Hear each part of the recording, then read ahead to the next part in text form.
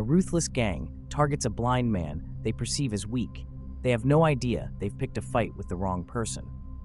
What starts as a routine act of bullying escalates into a confrontation they will never forget. This is a story about resilience, prejudice, and unexpected strength. David Nakamura was the kind of man you wouldn't notice in a crowd. Mid-40s, always dressed in simple attire, neutral-colored jackets, plain slacks, and sneakers that made no sound as he walked. His movements were slow but steady, his cane tapping softly against the pavement like a heartbeat. He had a face that carried a gentle calm, but his milky, unseeing eyes often drew double takes from strangers. David had been blind for nearly a decade, ever since a car accident robbed him of his sight and his family. His wife and young daughter had been in the car that day, a day he rarely spoke of. Yet despite the unbearable grief and darkness that engulfed him, David never let himself sink. Instead, he learned to see the world in a new way, not with his eyes, but with his instincts, his hearing, and his sense of touch. Before the accident, David had been a karate champion, his name whispered with respect in martial arts circles. Even now, though he no longer competed, he hadn't given up his love for the craft. He ran a small dojo in a struggling neighborhood, offering free self-defense lessons to underprivileged kids.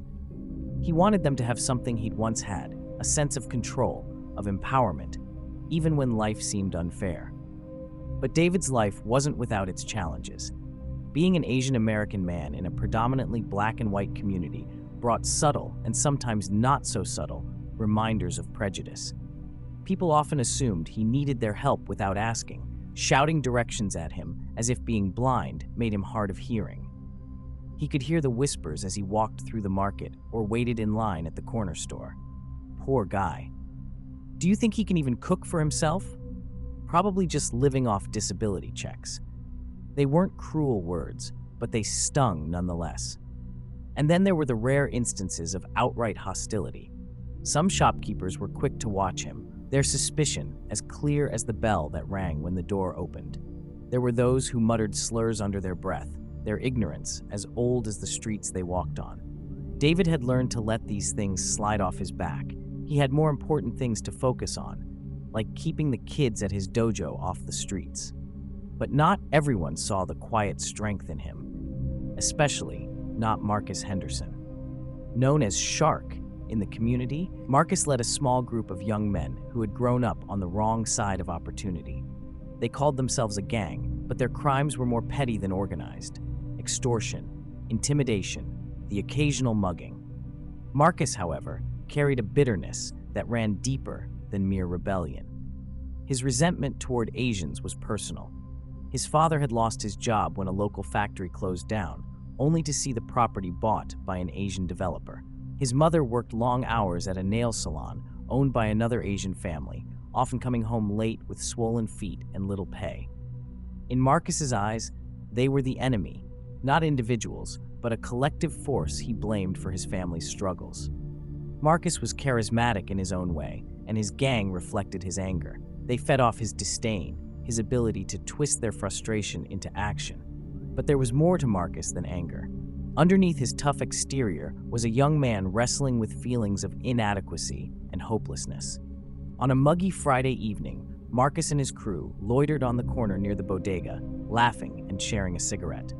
One of the younger members pointed out David, who was making his way down the sidewalk, a grocery bag hanging from his arm and his cane tapping rhythmically ahead of him. "Hey, Shark," the young man said with a smirk. "Look at that guy, blind as a bat. Bet he won't even see us coming." Marcus squinted at David, the gears in his mind turning. To him, the sight of this frail-looking man with his careful steps and unassuming posture screamed vulnerability. And vulnerability was an opportunity. David didn't need eyes to know he was being followed. The quiet snickers, the shuffling footsteps, the sudden hush that fell over the group told him everything he needed to know. He continued walking, his pace steady, his cane tapping ahead of him. He could hear the faint rustle of a plastic bag and knew they were drawing closer. "Hey, old man," a voice called out, sharp and mocking. It was Marcus. "What's in the bag? You holding out on us?" David didn't respond, his face calm and unreadable. "Yo, I'm talking to you," Marcus said, stepping in front of him. David stopped, tilting his head slightly as if to get a better read on the voice. Another voice chimed in. Man, he can't even see us. What's he gonna do? Fight back? Laughter rippled through the group. Hey, Marcus continued, his tone dripping with sarcasm. We're just trying to help you out. You know, count your cash for you. It's dangerous out here. You should be thanking us. David's grip tightened slightly on his cane, but his expression remained calm. Walk away now, he said softly, his voice steady. You don't want to do this. The gang erupted in laughter. Marcus took a step closer, his face twisting in mock confusion. Oh, we don't want to do this? And what are you going to do about it, old man? One of the younger gang members shoved David lightly on the shoulder. He stumbled back a step, but his posture remained upright, his balance unshaken. David tilted his head again, his blind eyes seemingly looking right through Marcus. This is your last chance, he said, his voice calm but carrying a weight that made Marcus pause for a moment. But only for a moment. Marcus smirked, cracking his knuckles. Now, old man, you don't get to call the shots. This is my street. Marcus took a step forward, his eyes narrowing as his fists clenched at his sides. The streetlights cast long shadows over the pavement, their glow catching the smirk on his face. All right, old man, he said, his voice low and taunting. Let's see what you've got. The gang didn't wait for a signal. One of the younger members darted toward David first, aiming a punch straight at his chest. David stood motionless, his cane in one hand, his grocery bag in the other. Just as the attacker's fist came within inches, David tilted his head slightly, his ears catching the subtle shift of air. His free hand shot up, catching the wrist mid-strike. With a sharp twist, he redirected the force, sending the attacker stumbling forward, clutching his arm in pain. The gang exchanged startled glances. Get him! Marcus barked, and two more rushed in. David let the grocery bag fall to the ground. His stance shifted, subtle but deliberate, his cane now gripped like a staff. As one of them swung wildly at his face, David sidestepped, the movement fluid and precise. His cane came up, tapping the attacker's shoulder with just enough force to spin him off balance. The second attacker lunged from behind, but David dropped low, sweeping his cane in a wide arc. The man yelped as his legs were taken out from under him, landing hard on the pavement. The fight didn't stop. Another came at him, brandishing a rusty pipe. David heard the faint metallic scrape as it was drawn, the clumsy shuffle of footsteps closing in. He stepped aside just as the swing came, the pipe whistling past him. His cane struck the man's wrist with a sharp crack, the pipe falling to the ground with a clang. In the same motion, David turned, his elbow catching the man in the ribs, sending him reeling. The gang's frustration was palpable now, their movements growing more frantic. David, by contrast, moved with eerie calm, his every action measured. He wasn't attacking, he was neutralizing. Each strike was precise, enough to incapacitate, but not injure. He disarmed them with a finesse that spoke of years of practice, his heightened senses compensating for his lack of sight. Marcus, however, wasn't ready to give up. He grabbed a broken bottle from the ground, its jagged edges catching the light. You think you're tough, huh? He snarled, advancing toward David. Let's see you handle this. David stood still, his head tilted slightly as if listening. As Marcus lunged, David shifted, his hand snapping forward to catch Marcus's wrist. The bottle wobbled in his grip as David twisted, forcing him to drop it. With a subtle push, Marcus staggered back, his chest heaving. The fight was over. A hush fell over the street. The gang, battered and groaning, lay sprawled across the pavement. Marcus stood frozen, his fists clenching and unclenching as he glared at David. From the edges of the scene, whispers began to ripple through the gathering crowd. People had stopped to watch, their phones held high, recording every moment. Did you see that? Someone murmured. He took them all down, like it was nothing, another said, awe evident in their tone. A young boy standing near the curb tugged on his mother's sleeve. Mom, that's Mr. Nakamura, he whispered excitedly. He's the guy who teaches us at the dojo. A few brave souls began to clap, the sound hesitant at first, but quickly building. Others remained silent, their expressions a mixture of shock and admiration. The gang had terrorized this neighborhood for years, and now they had been brought low by the one man they thought couldn't fight back. Marcus looked around at the faces staring at him, some mocking, some pitying. His jaw tightened as his gaze shifted back to David. For the first time that night, the bravado was gone from his face. There was no smirk, no taunt, only disbelief. David, still holding his cane, turned toward the sound of the crowd. His voice was calm, his tone even. "You all right, Marcus?" he asked. Marcus said nothing. For a moment he simply stared, his fists trembling at his sides. Then, without a word, he turned and walked away, his crew slowly following, limping and clutching at their injuries. Marcus sat alone on the cracked steps of an old, graffiti-covered building, his head in his hands. The faint sound of laughter and conversations drifted from the nearby corner, where some of his crew had gathered. But he didn't join them. He couldn't. His body ached from the encounter with David Nakamura, but it was his pride that hurt the most. As the night deepened, his mind wandered back to where it all began. Marcus's childhood wasn't filled with the warmth of family dinners or carefree afternoons in the park. He grew up in a tiny apartment that always seemed too hot in the summer and too cold in the winter. His father, a factory worker, lost his job when the factory was sold to an Asian investor. Marcus remembered the day vividly, the way his father slammed the door so hard the walls shook, his face a mixture of anger and despair. "They don't care about people like us," his father had said, his voice heavy with bitterness. "They come in, take everything, and leave us with nothing." Marcus was only 10, but the words stayed with him. They became a seed of resentment, watered over time by every hardship his family faced. His mother started working long hours at a nail salon owned by another Asian family. She'd come home late, her hands red and raw, her feet swollen. Marcus could still hear her tired sighs as she sank into the worn-out couch, her body too exhausted to even complain. "Why do we always have to struggle?" Marcus had asked her once. "Because that's the way it is," she replied, her voice barely above a whisper. "We do what we can to survive." As Marcus grew older, survival became his mantra. He turned to the streets, not because he wanted to, but because it felt like the only option. He saw others making quick money, earning respect, or at least fear with their actions.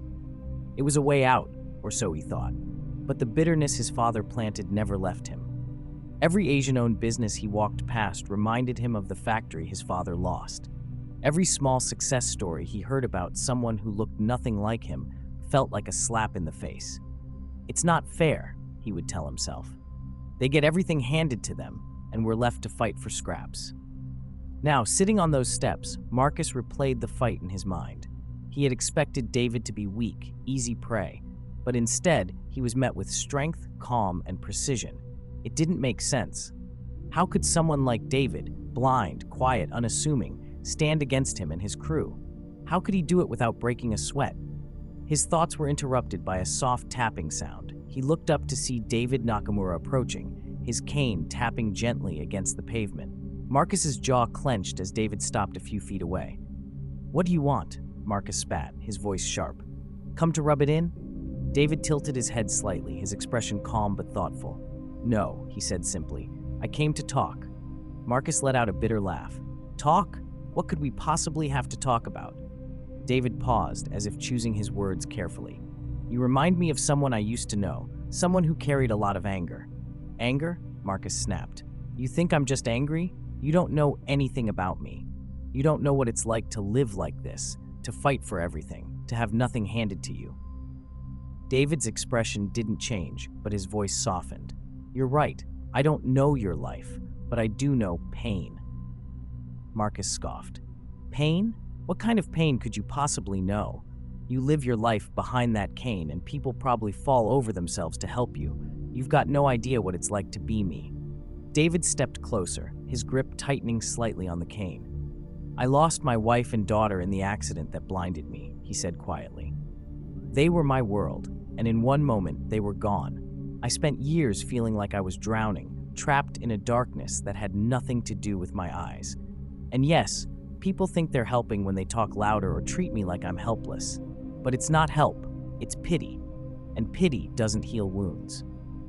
Marcus stared at him, the words hitting harder than any punch. David continued, his tone steady. "Hate won't fix your pain, Marcus. It only makes it worse. I've seen what hate does. It eats away at you until there's nothing left. I don't want that for you. You're better than this." For the first time, Marcus didn't have a retort. He looked away, his hands clenching into fists before relaxing. "It's not that easy," he muttered. "You don't just wake up and stop feeling like this." "No, it's not easy," David said, "but it's possible. You have a choice, Marcus. You don't have to let the past define you." Marcus glanced at him, his eyes filled with something new, uncertainty, maybe even regret. He didn't respond, but he didn't walk away either.